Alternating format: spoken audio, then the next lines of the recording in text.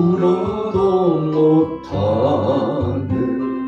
눈물 많이 흘려도 더럽게 못하고 죄를 씻지 못하니 울어도 못하네. 십자가에 달려서 예수 고난 당했네. 나를 구원하시리 예수밖에 없네.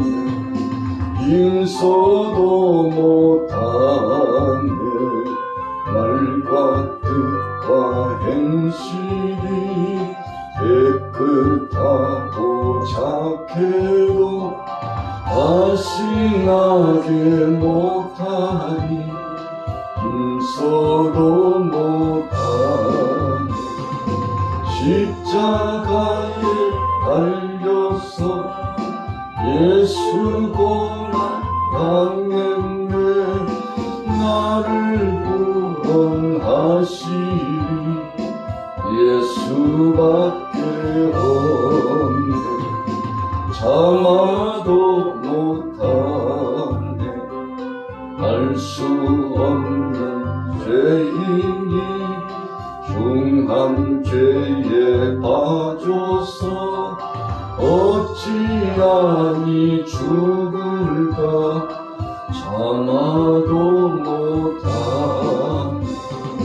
십자가에 달려서 예수 고난 당했네. 나를 구원하시리 예수밖에 없네. 믿으면 되겠네. 주 예수만 믿어서 그 은혜를 힘입고 오직 주께 나가며 영원 삶을 얻네. 십자가에 달려서 예수 고난 당했네. 나를 구원하시리 예수밖에 없네. 마가복음 6장 45절에서 52절입니다.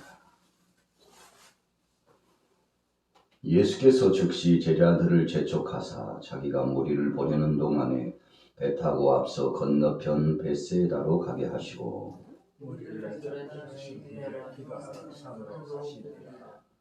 저물매 배는 바다 가운데 있고 예수께서는 홀로 무태에 계시다가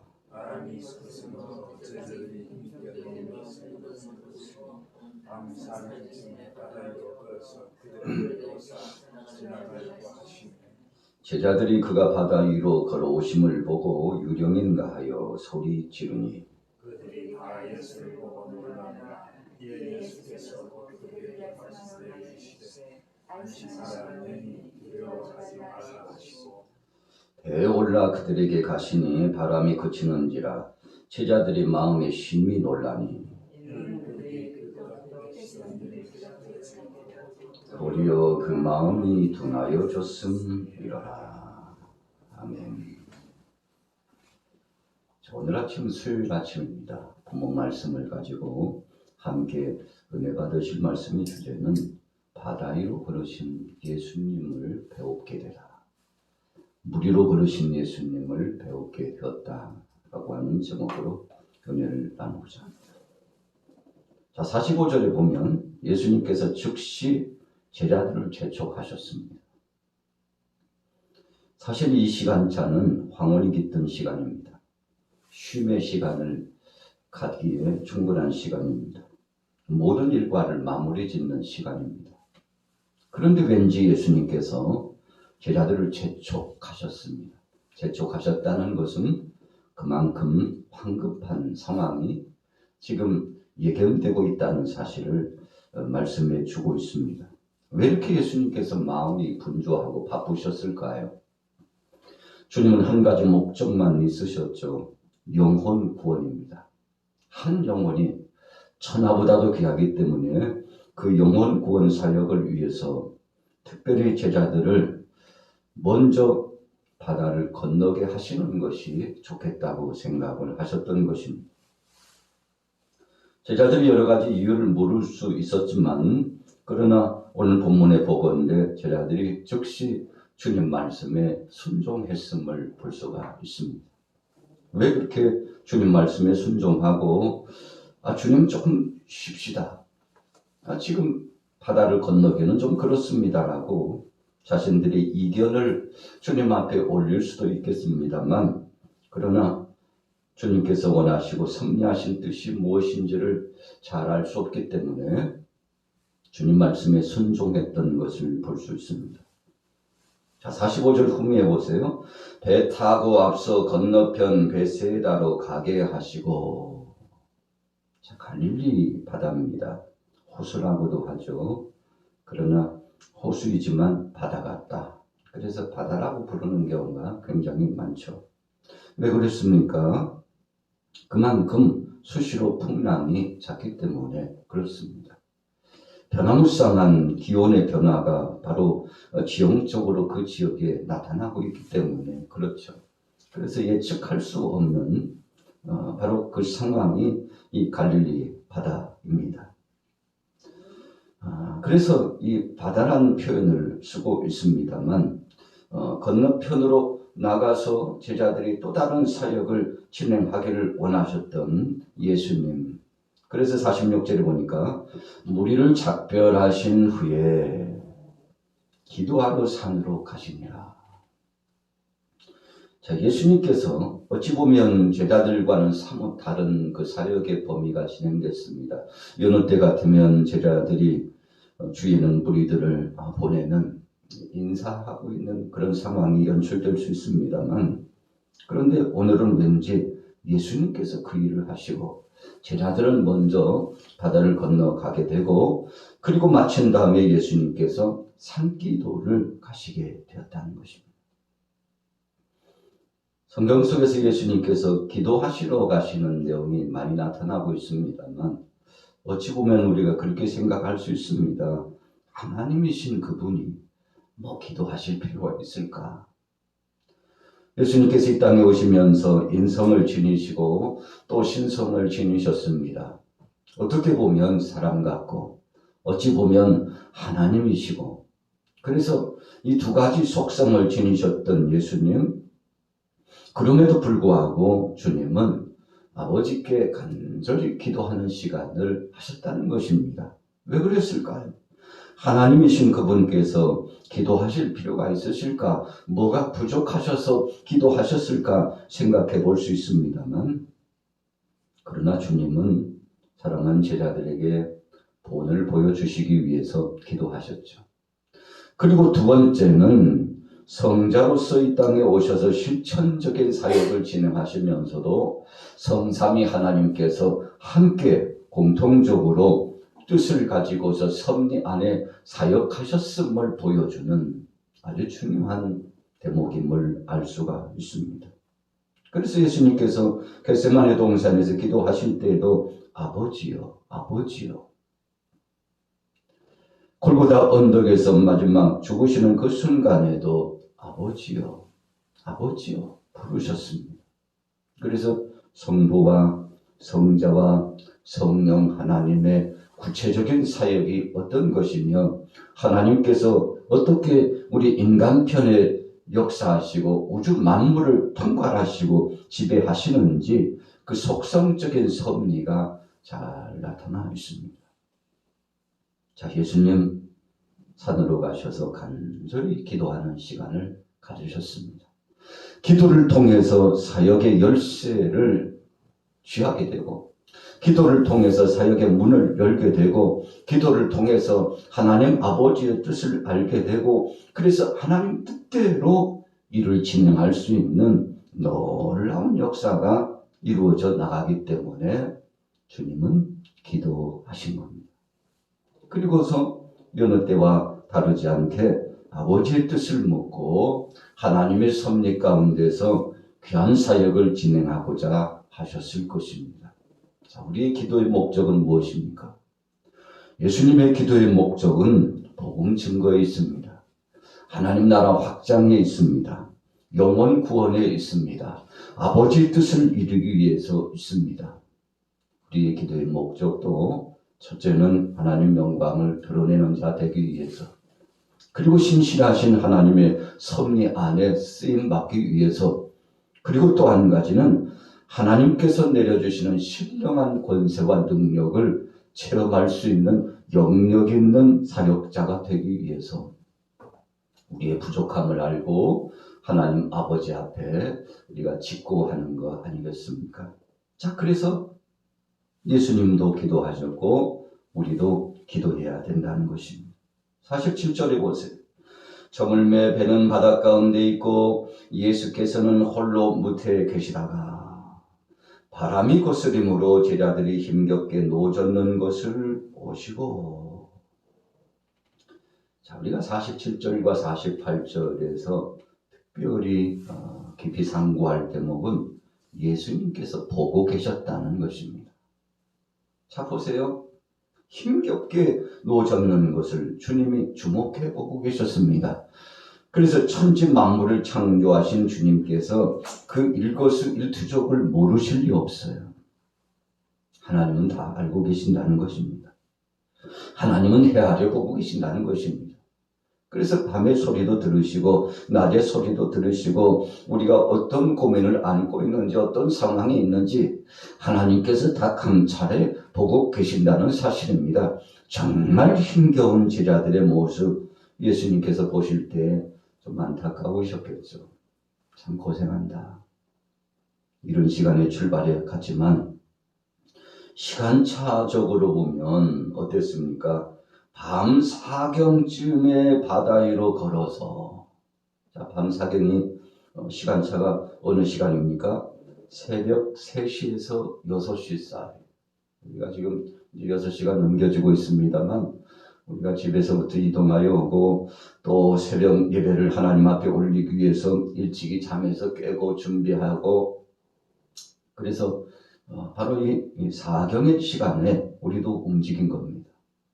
그래서 어쩌든지 오늘 예수님께서 제자들의 모든 상황을 보시면서 바다 위로 걸어서 진행해 갔습니다. 여러분, 그러니까 제자들이 바다 위에 올라서 건너편으로 가게 된 시간대를 보면은 아마 8시나 9시에 출발했다고 해도요, 굉장한 시간차가 진행됐습니다. 바다 위에서 감당할 수 없는 곤욕을 치르는 겁니다. 그러나 예수님께서 그 곤욕을 치르고 고통당하고 있는 제자들을 침묵하시면서 보셨습니다. 더 경험하게 하고 더 체험하게 하고 그리고 깨닫게 하고 우리 인생의 자신의 자기 부족을 알게 하신 주님의 섭리입니다. 여러분, 그래서 경험할 만큼 깨달을 만큼 주께서 어떤 때는요 보고 계실 때가 있어요. 조금 더 있다가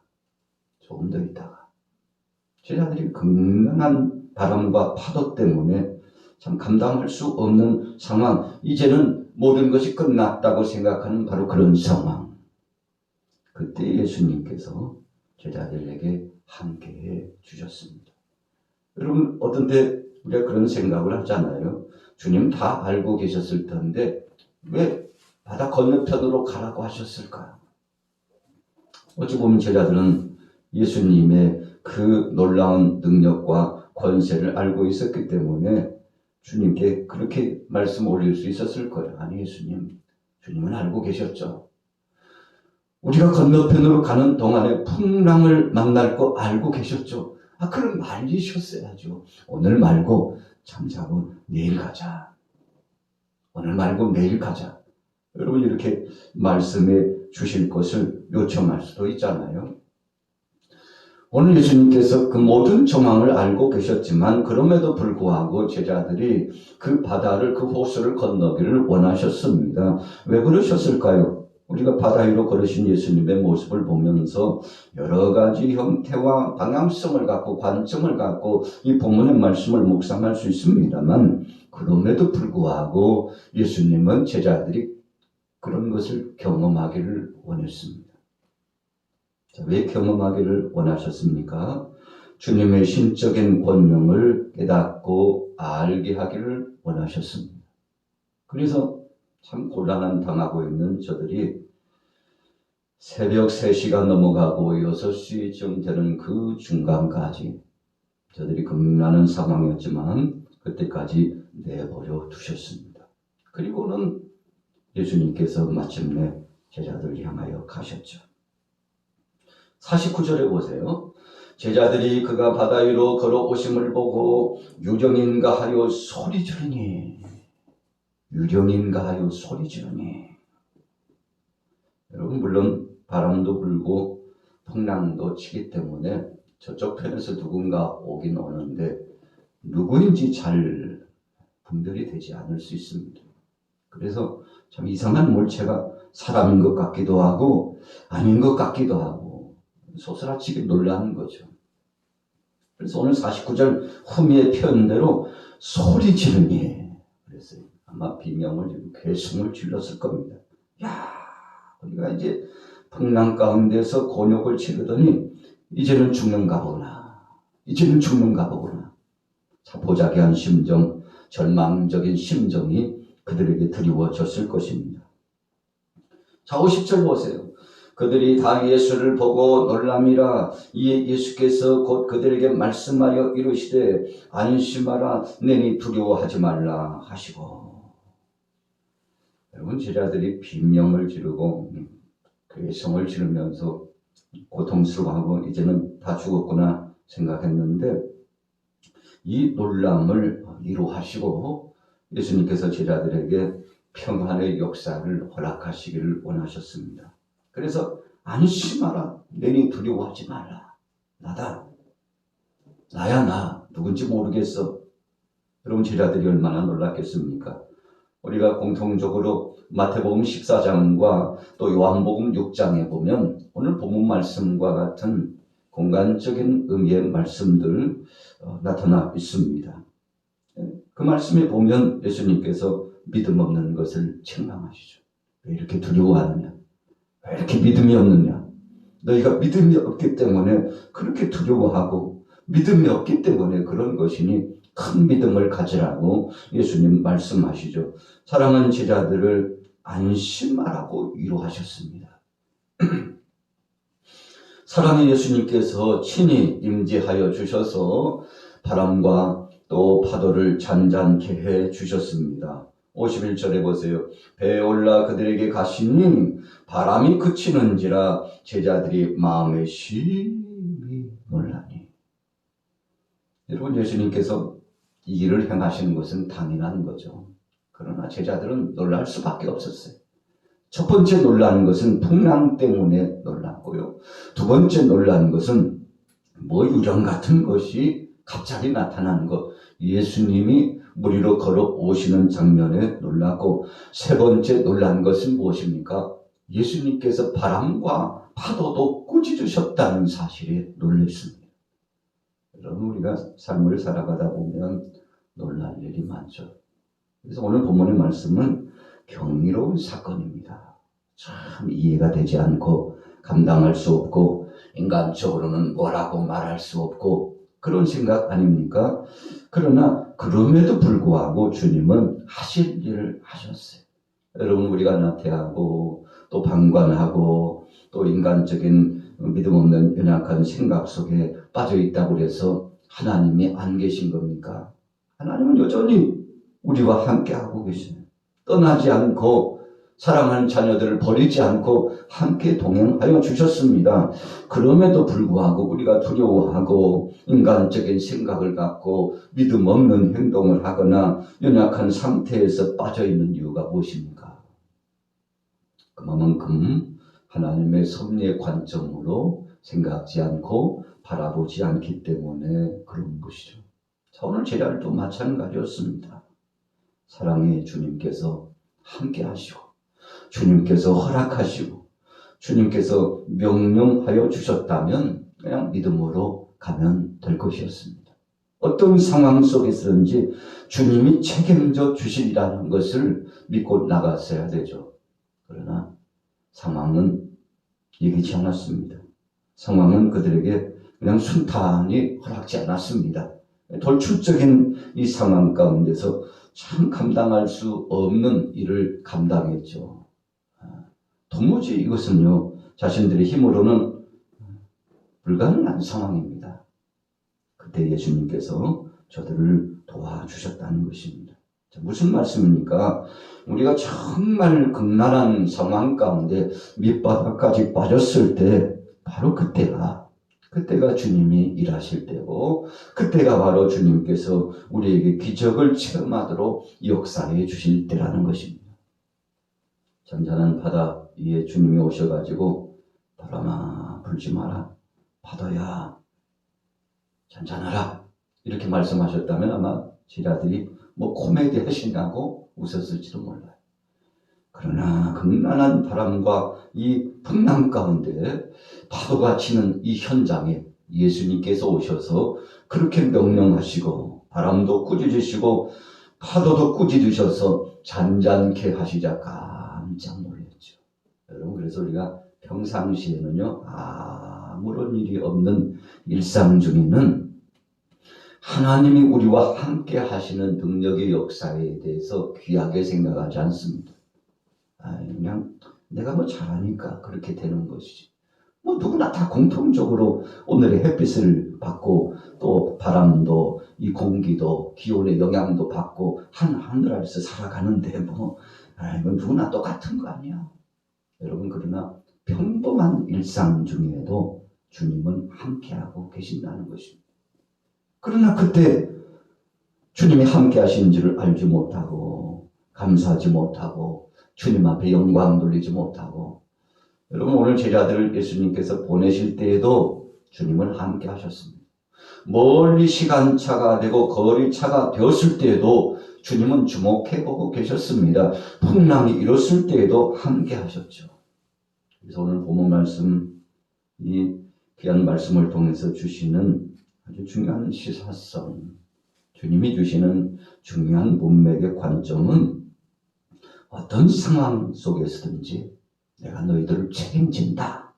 이런 아주 중요한 명제가 떠올려지는 것입니다. 자, 결론입니다. 52절이요. 이는 그들이 그 떡 떼시던 이를 깨닫지 못하고 도리어 그 마음이 둔하여 졌음이로라. 자, 52절이 오늘 45절부터 52절까지 주시는 말씀의 결론의 말씀입니다.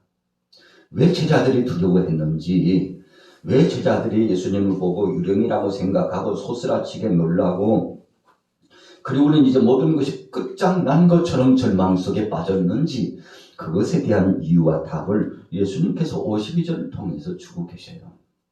자, 무슨 말씀입니까? 보세요. 이는 그들이 그 떡 떼시던 이를 깨닫지 못하고 도리어 그 마음이 둔하여 졌음이로라. 여러분, 제자들이 주님이 직전해 주셨던 오병이어의 기적의 역사를 잊어버렸다고 했습니다. 주님은 못하실 것이 없으시고 그분은 하나님이시라는 사실, 그분은 사랑하는 양떼들, 사랑하는 자녀들을 결단코 버리신 적이 없고 책임지셨다는 사실, 여러분, 이런 생각을 갖는 것이 믿음이죠. 하나님이 나를 버리지 않는다. 그분은 나와 동행하신다. 어떤 상황 속에든지 최고의 것을 내게 허락하신다. 여러분, 이것이 큰 믿음이요, 주님이 기뻐하실 믿음인데 떡 떼시던 일을 깨닫지 못하고 잊어버리고요, 그거 기억지 않았습니다. 그리고는 심지어 오늘 52절 후미에 보니까 그 마음이 둔해졌다. 여러분, 둔감해졌다는 것은 그런 표현을 합니다만, 양심이 화인 맞으면 그것이 얼마나 큰 죄인지, 여러분, 무감각해진다는 것입니다. 둔감해졌어요. 그래서 우리가 좀 긴장하고요, 대비 태세가있을 때는 길을 가다가도 넘어지지 않습니다. 돌부리에 발이 채여도요, 넘어지지 않아요. 왜 그렇습니까? 앞을 보고 긴장하기 때문에 그렇습니다. 그런데 마음이 둔해졌다는 거, 이 표현은 몸이 둔해졌을 때는요, 자그마한 돌멩이 하나에 부딪혀도요, 넘어질 때 얼마나 심하게 넘어지는지, 우리가 뒤로 넘어졌는데도 코가 깨질 수 있다. 그런 이야기가 있지 않습니까? 오늘 제자들이 그랬어요. 그 마음이 둔감해져서 한마디로 말하면 영역을 상실했기 때문에 하나님의 은혜 사상, 주님을 향한 감사하는 마음이 저들 속에 없었기 때문에 주님이 동행하시고 주님께서 책임지신다는 믿음이 없었기 때문에 저들은 두려워하고 그리고 놀라고 믿음 없는 그런 행동을 하고 그래서 소스라치게 자괴감까지 드는 그런 상황까지 이르렀다는 것을 의미합니다. 자, 오늘 본문의 말씀을 보면서 오늘 아침에 생각할 것은 무엇입니까? 주여, 우리의 둔감해진 마음, 우리의 연약한 믿음 있다면 다시 한번 회복되게 하시고 주님을 끝까지 의지하고 믿음으로 나갈 수 있도록 마태복음 14장과 요한복음 6장에 말씀한 것처럼 왜 이렇게 믿음이 없느냐? 주님 책망하셨는데 오늘 우리 이 시간 수요일 하루 동안 큰 믿음을 가지고 적극적으로 전폭적으로 주님을 의지하여 승리하게 되시기를 예수님의 이름으로 축원합니다.